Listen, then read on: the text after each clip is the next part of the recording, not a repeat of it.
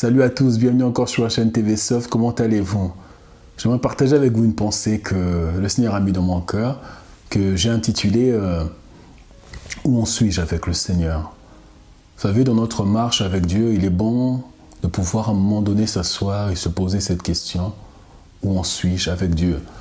Au-delà des activités, au-delà des actions, au-delà des choses que nous faisons pour Dieu, il est bon, en tant que serviteur, servante, frère, sœur, peu importe qui que tu sois, de se poser la question où en suis-je avec le Seigneur. Parce que nous avons tous, que tu sois serviteur, musicien, que tu sois frère, sœur, diacre, nous avons tous une destination finale et cette destination, c'est le ciel.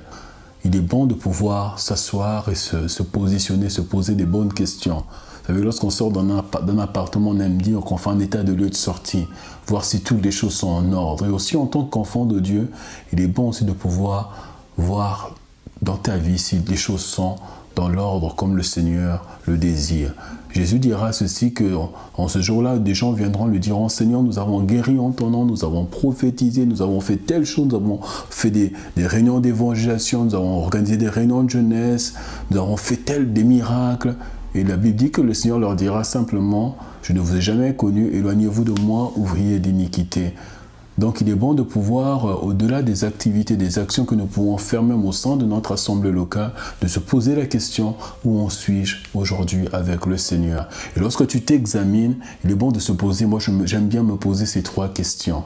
Est-ce que je suis en train de progresser actuellement? Est-ce que je suis en train de stagner?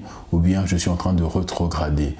Vraiment, lorsque tu répondras à ces trois questions, tu verras réellement l'état de ta marche avec le Seigneur. Dieu désire que nous puissions progresser. Ce n'est pas la volonté de Dieu qu'un enfant de Dieu puisse rester stagné, c'est-à-dire ne pas avancer ni ne pas reculer. Vous savez, il y a beaucoup d'enfants de Dieu que je rencontre, ils ne retournent pas dans le monde et ils n'avancent pas non plus. Ils sont là en train de stagner, alors que la volonté du Seigneur est que nous puissions toujours aller de l'avant, de pouvoir avoir une plus grande connaissance de lui, de pouvoir être sanctifié encore davantage. Alors je t'encourage vraiment à pouvoir te poser ces questions-là, de faire l'état de lieu de ta vie spirituelle, afin de pouvoir voir où tu en es réellement avec le Seigneur. Cette exhortation est tirée d'un passage que j'ai lu, il y a pas longtemps, qui se trouve dans Actes des Apôtres, chapitre 15, le verset 36.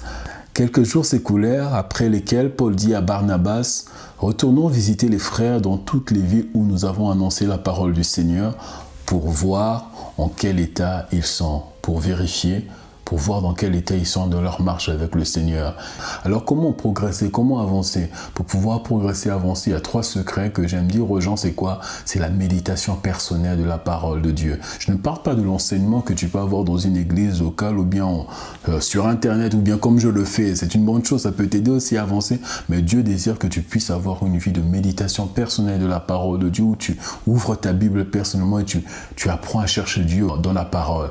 Et deuxièmement, c'est aussi avoir une vie de prière. Lorsque je parle de vie de prière, je trouve souvent les gens, ils ont peur de cela, ils disent ouais, la vie de prière, c'est il faut prier 3 heures, 4 heures, 2 heures du temps. Non, Dieu désire simplement avoir un temps d'intimité avec toi. Ce temps peut être 5, 10 minutes, 15 minutes, mais Dieu désire que tu puisses lui donner simplement ce court temps, ce petit moment où il peut parler avec toi, où tu peux parler avec lui, où tu peux décharger, où tu peux lui faire part des choses que tu veux que le Seigneur puisse changer dans ta vie. Et troisièmement, c'est la fréquentation d'une église locale. Vous savez, il y a une importance dans notre marche avec le Seigneur de l'église locale. Alors soyez bénis, c'était Zacharie, votre frère, et à la prochaine.